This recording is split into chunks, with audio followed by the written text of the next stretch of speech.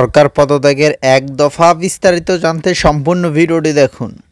বৈষম্য বিরোধী ছাত্র আন্দোলনের সমন্বয়ক মোহাম্মদ নাহিদ ইসলাম ঢাকা কেন্দ্রীয় শহীদ মিনারে বিক্ষোভ সমাবেশ থেকে সরকার পদত্যাগের এক দফা দাবি ঘোষণা করেন। শনিবার ৩ আগস্ট বিকেল ৫টার দিকে শহীদ মিনারে সমবেত ছাত্র জনতার উদ্দেশ্যে বক্তব্য দেন নাহিদ। তিনি বলেন, প্রধানমন্ত্রী শেখ হাসিনা এবং তার মন্ত্রিসভাকে পদত্যাগ করতে হবে। নাহিদ ইসলাম বলেন, আর এক মিনিটও এই সরকার থাকবে না। এক দফা এক দাবি, শেখ হাসিনার পদত্যাগ। তিনি বলেন, আমরা আর তাদের কাছে কি বিচার চাইব? তারাই তো খুনি। আমাদের ডিবি কার্যালয়ে নিয়ে যাওয়া হয়।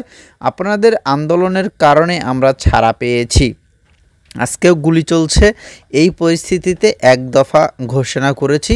শেখ হাসিনা বলেছেন, আলোচনা দরজা খোলা রয়েছে। তিনি আগেই বুঝেছেন দরজা খোলা রাখার সময় হয়েছে। আমরা আসছি। এই যে খুন হত্যা হয়েছে, এজন্য তাকে পদত্যাগ করতে হবে এবং বিচারের আওতায় আনতে হবে। শুধু শেখ হাসিনা নন, সব মন্ত্রীকে পদত্যাগ করতে হবে।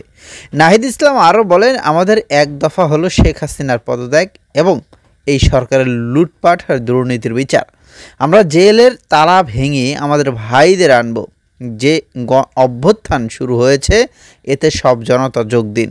আমরা সবার সঙ্গে আলোচনা করে সম্মিলিত মোর্চা গঠন করব। আমরা আমাদের দেশের রূপরেখা ঘোষণা করব।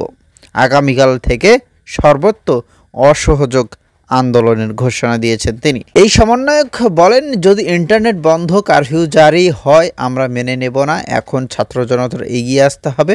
আপনারা শান্তিপূর্ণভাবে অসহযোগ আন্দোলন পালন করবেন।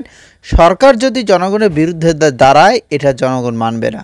আপনারা যদি অস্ত্র চালান, তাহলে প্রতিরোধ হবে। আমরা সব গণহত্যার বিচার করব বাংলার মাটিতে। দর্শক শ্রোতা, এই ভিডিও সম্পর্কে আপনাদের মতামত দেবেন এবং আগামীকালকে থেকে কিন্তু অসহযোগ আন্দোলনের ডাক দিয়েছে এই ছাত্ররা। তো শেখ হাসিনার পদত্যাগ আসলেই হচ্ছে কিনা সেটাই এখন দেখার বিষয়। ভালো থাকবেন, ভিডিওটি প্রচুর পরিমাণে শেয়ার করবেন। ধন্যবাদ।